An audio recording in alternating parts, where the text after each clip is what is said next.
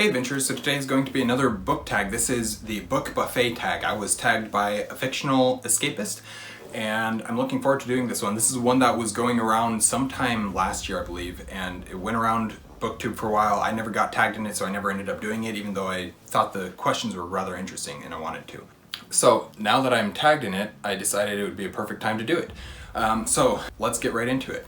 Appetizer, a short story, novelette, or novella that you wish could be expanded into a full-length novel / get a novel-length sequel. So I guess I should run and grab this book. I will be right back. And I am back. So the book that I chose, specifically the short story that I chose, is Dragonfall which is the last story told in Talendor's Guest by Charles McGarry. So this is, Talendor's Guest is a collection of short stories told or tied together in a way that as in they're all being told by the same person to another person, very much in a Scheherazade 1001 Nights-esque setup. So the premise of the story, or of this book, is that the traveler arrives to the cave of Talendor, or the lair of Talendor, and he can't leave unless he successfully tells the dragon a story that the dragon really enjoys or something like that.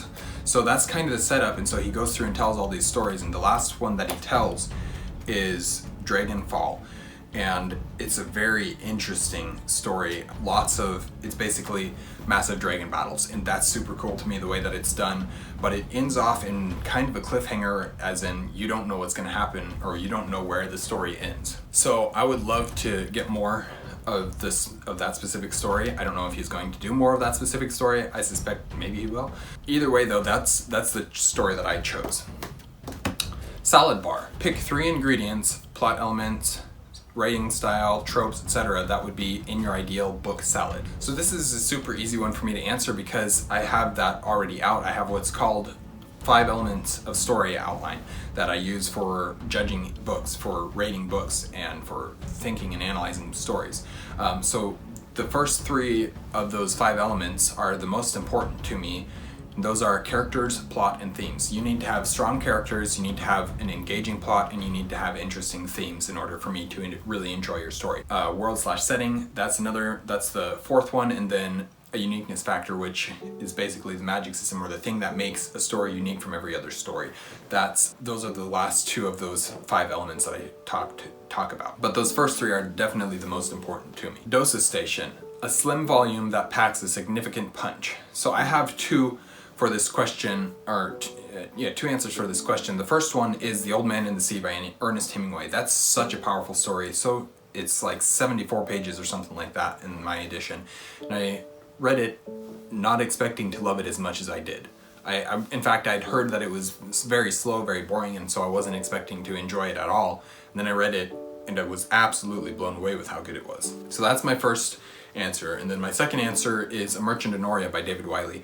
That was just I'd never read any of David Wiley's work, and then I read A Merchant in Orient and I was like, wow, that's really good. He now has A Merchant in Orient published in a collection with several other books or short stories, and that's called A Merchant in Orient and Other Tales. So you can find that on Amazon pretty easily. I just have the A Merchant in Orient, which is a very slim, it's like a 20-page short story or something like that, novelette or novella or whatever. So that's my 2 answers. Pasta, a book that brings you comfort and leaves you fully satisfied and content when you're done with it. There's lots of great answers that I could go for with this one, but The Hobbit, that's got to be my primary choice there. It's because I love The Hobbit. The Hobbit is one of the books that I read every year, and every year I love it just as much or more. So that's my question. I always am so happy to reread The Hobbit. It's so comforting. It's such just a feel-good book. You read it and you're like, man, that was a very sad ending, but the story was so good. Beef, or other protein. I guess that would be if you're not a meat eater. A book that is hearty, whether it's long, fills you up with gooey warmth, or was just a slog to get through. I went back and forth on what book I was going to choose for this question, and I ended up going with 20,000 Leagues Under the Sea by Jules Verne. I liked 20,000 Leagues Under the Sea, don't get me wrong. I thought it was a good book, but it wasn't my favorite, and I had a little bit of a hard time getting through it. It felt like a little bit of a slog to read. I really enjoyed the story. I really enjoyed a lot of what was happening in it. I still have very distinct images from reading it, but it was a little bit of a slog to get through, in my opinion. Bread. Something you and your friends fight over while waiting for your dinner is the breadbasket. Talk about a book you fight with other people about. I really don't have a great answer. I don't tend to fight with people about books. I guess I would say The Lord of the Rings, though, because a lot of people are like, oh, it's so hard to read, or I didn't like it, it's not as good as people make it out to be, all that kind of stuff. And I'll just say, no, you're wrong. Lord of the Rings is super easy to read. I wouldn't say super easy to read, but it isn't hard to read, and it's very, very fun, and it's very, very good story. Cheese Room. A book with a happy ever after ending. Mockingjay, I guess? That's the best answer that I can come up with. I don't think I read a ton of happily ever after books, although The Lord of the Rings is supposed to end with, and he lived happily ever after to the end of his days, I believe is what the end of that book is supposed to be, or the Red Book of Westmarch, I guess is what I should say, is how that book is supposed to end. Or maybe that's just specifically The Hobbit. Either way though, my answer is Mockingjay. I don't have a good answer. Chocolate Fountain. When you read a new series or author, do you dip in and out, or do you usually read it all back to back?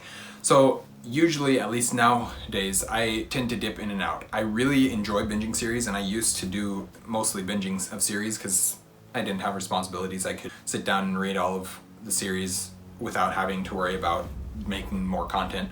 But since I started BookTube, I've kind of slowed down on that and am reading other things in between usually. I would love to sit down and binge through all of Wheel of Time, but that's not going to happen. I would get one book a month done at most, and it wouldn't be productive for me to do it that way. So I'm taking a break and spreading out, reading several books in between my reading of, what's that series called? Wheel of Time. But I do enjoy binging all of them back to back. And then the last question is, who's invited? Tag some foodie friends. And I'm not going to tag foodie friends because I don't know who's done this. If you want to do it and say you're tagged. I guess that's I'm tagging everyone who hasn't done it, I guess.